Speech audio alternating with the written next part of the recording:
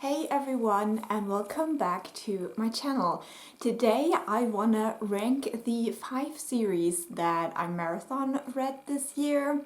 Now every year I choose 5 series to completely read in a year, and this year I wasn't that lucky, I would say. Last year I had more luck with the series that I have chosen, but the cat is chewing my phone. Sometimes I don't know what's going on in her head. Why? Stop. So I think without further ado we should get into the 5 series. Now we do have a shared last place if I go by my ratings, but if I go by gut feeling I do have a clear least favorite series, and that unfortunately was the Gilded Wolf series by Roshani Chokshi. This is a YA fantasy series that's kind of urban fantasy, so it is set kind of in cities that really exist, but then it has a very strong fantasy element to it, because in this world there is a certain kind of magic that can be inscribed in objects and stuff like that. So we are basically following a group of thieves and misfits as they're trying to do this big heist. And I just found this to be so unbelievable in a way. I also found the writing to be very confusing. There were a lot of things where I just wasn't following what was going on because the descriptions were just all over the place. This cat is really testing me right now. Now she's chewing my Christmas gifts. No matter, this was my least favorite series of the year and one that I will definitely get rid of, unfortunately, because I honestly never want to see these books again. They weren't horrible, but if you expect to love a series and you make it through all of the books, you know, that is a big commitment, and this one did not pay off. Then, as I said, rating-wise, this series got the same ratings from me, but I still liked it more. It just, again, was more of a disappointment, and that would be the Athena Club series by Theodora Goss. Now, the whole series had a very long name that I can never remember. But in this series, we again have a group of characters, but in this case, it is all women who were featured in classic stories from the 1900s. So the main character, you could say, in here is Mary Jekyll, the daughter of Dr. Jekyll, and we also have other important characters. For example, one of the characters is Catherine, who Dr. Moreau experimented on and stuff like that. So we have this group of girls and they're kind of solving mysteries in a way. So this first book deals with the mystery of who they are and where they come from, and then we have further mysteries in the later books. Now, the biggest offense of the series honestly was the second book, because it is 800 pages and the story did not warrant that at all. So again, this was quite a bit of a disappointment because I really wanted this to be great, and I thought this would be also like a kind of urban fantasy but historical, and I expected it to be a little bit cozy, but honestly the way this was cozy just did not work for me. I mentioned it in my vlog as well, that the way they talk about food all the time, and they have like tea and dinner and lunch and supper and whatever all the time in the most weird situations, I just could not. So this unfortunately did not work for me very well too, and is in 4th place. Now we're getting into the series that were not disappointing, even though unfortunately I did not have like a true 5-star series this year. And the next one would be the, if you could see this cat, she's up to no good. I don't know what's going on. The next series on place number 3 would be the Drowning Empire series, and I had fun with this one. I definitely enjoyed it. This one is kind of an island fantasy. We are looking at a empire of different islands who are all ruled by the same family, and they have a bone magic that only the royal family has, basically, and with that they are keeping the power. But we are following different characters, and mainly we are following the daughter of the emperor as well as a smuggler. And the smuggler has an animal companion, and honestly those two carried the whole series on their backs.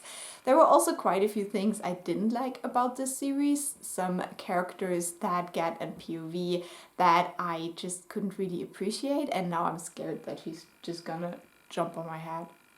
What's happening? What is it? So overall, this was a 4-star series for me. I would definitely recommend it if you're interested in this kind of fantasy. But then there's also other series out there that I think just work better for me personally. So this one was good, but it wasn't great. And now we also kind of have a tie for the first place, and it was very hard to decide, but I think I stand by my decision. So we have on second place, but with the same kind of overall rating. Let me get the cat on my lap. In second place, we have the Founders Trilogy, and this series was one that grew for me or grew on me. So I liked the first book, it was fine. Then I really enjoyed the second book, and I absolutely loved the conclusion to the series. The whole idea of the society we get in that final book was just so fascinating. The stakes were so high. We also get a character that really reminded me of the Darkling in Leigh Bardugo's books, so that was kind of exciting as well. And I had so much fun reading that. I remember crying when I finished the last book, and it was just a great experience. So the Founders Trilogy I would highly recommend if you are a fantasy reader and you haven't tried it yet. Just persevere in the first book, because they honestly get so much better. Like, all of the problems I had in the first book kind of dissolved in the sequels. And then we also do have time jumps between the individual books. There's always a couple of years passing between them, which is usually something I do not like. But this series really profited from that and worked so much better because of that. So yeah, I am a huge fan, and I'm intrigued to see what the next fantasy series by Robert Jackson Bennett will be about. I know that he has a new book, like a first book, coming out next year, but as always, I will probably wait until it is finished before I read it. And then if you have been following my channel, you probably now know what is in first place, but in case you haven't, this one is. This is the Dandelion Dynasty series by Ken Liu. I absolutely love these covers, for one. And this was a series that went kind of downhill for me. I love the first book. The first book is, in my opinion, what fantasy books should be like. It is perfection, and I will definitely reread this one. And this is kind of like a prequel, and then the other 3 books in that series you have to read together. So this is the one where you can make up your mind whether you want to continue or just read it as a standalone, but then you have to commit. Now, my issue with the other 3 books was that I just had kind of a hard time with them.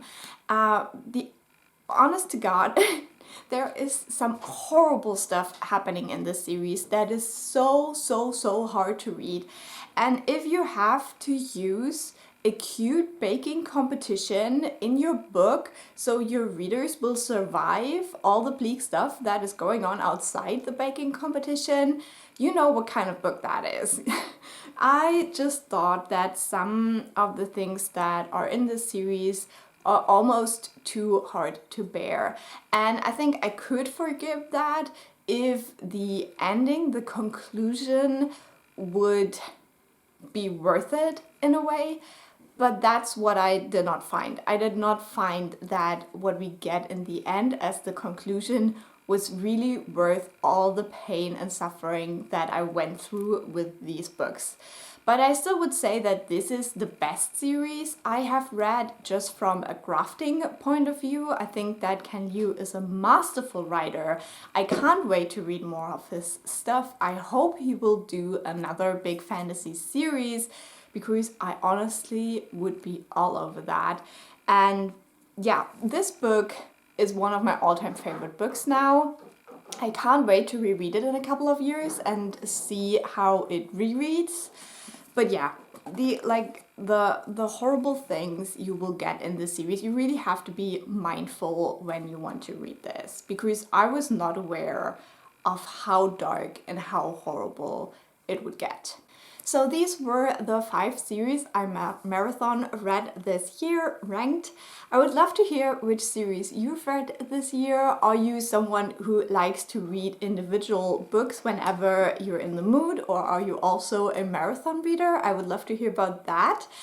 And if you're interested in the series I want to tackle next year, I already did a video with my reading goals, so you can check that out. And I will talk to you soon. Bye!